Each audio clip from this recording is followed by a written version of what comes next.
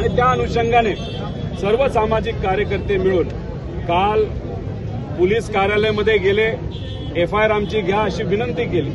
यांच्या मातेली केली, पत्नीली केली, सामाजिक कार्यकर्त्यांनी केली, पानसरे परिवारातले सर्व जे लोक आहेत त्यांनी त्या ठिकाणी केली. पण दुर्दैव असं काल ती एफआयआर झाली नाही.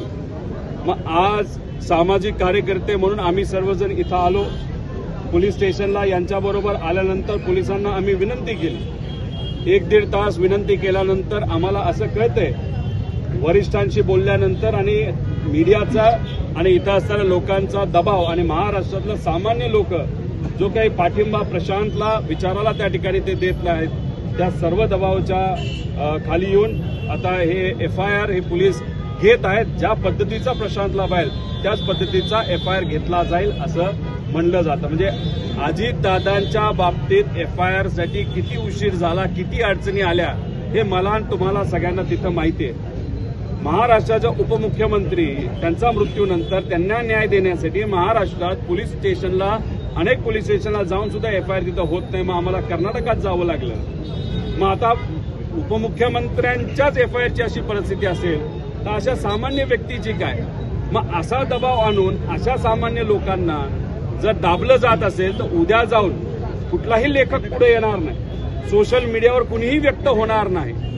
कुणी एखादा कला क्षेत्रातला व्यक्ती आपल्या कवितेच्या माध्यमातून व्यक्त होत असेल तो सुद्धा तिथं पुढे येणार नाही. का?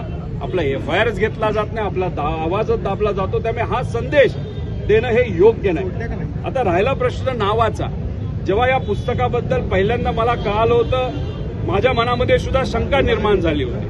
पण शेवटी आम्ही पुस्तकं वाचणारी माणसं, विचाराची पक्की माणसं, संस्कृती असल्यामुळे ज्या लोकांना या बाबतीतलं माहीत होतं असे 4-5 साहित्यिक ज्यांचा इतिहासावर खूप मोठं काम आहे अशा लोकांची चर्चा केल्यानंतर त्यांनी आम्हाला समजवलं की हे नाव शिवाजी कोण होता, असं त्या काळामध्ये का दिलं होतं. आईवर ज्या पद्धतीने आपण प्रेम करतो, विठोबा रायावर ज्या पद्धतीने प्रेम करतो, आपल्या ईश्वरावर प्रेम करतो, जे लोक जवळ असतात त्यांना आपण एकेरी भाषेमध्ये त्या गोष्टीचा उल्लेख केला जातो.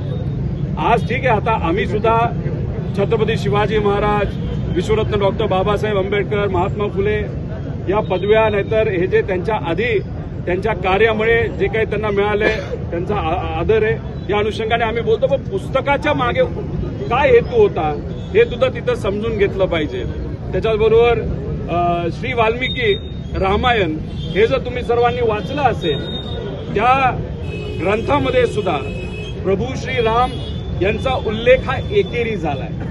त्याचा अर्थ आदर नव्हता असं नाही, अतिशय मनापासून आदर, अतिशय मनापासून आस्था, प्रेम, ईश्वरावर प्रेम असल्यामुळे तिथं एकेरी उल्लेख केला गेला.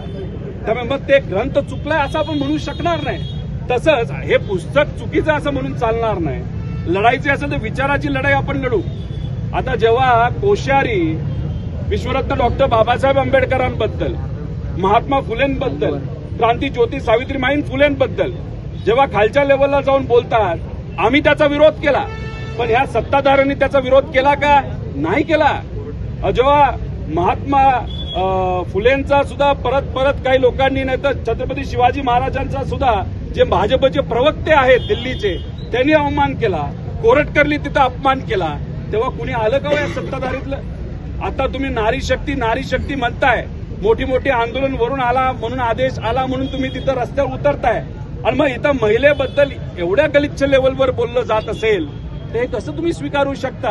हा आमचा साधा प्रश्न आहे. म्हणून त्या अनुषंगाने एफआयआर करण्याची विनंती केली, ती मान्य केली. तशीचा तसा एफआयआर हे स्वीकारतील अशी आशा आणि असा विश्वास या ठिकाणी आम्ही सर्व व्यक्त करतो. अजितदादांच्या बाबतीत एफआयआर व्हावा यासाठी गेले 3 महिने आम्ही झटतोय.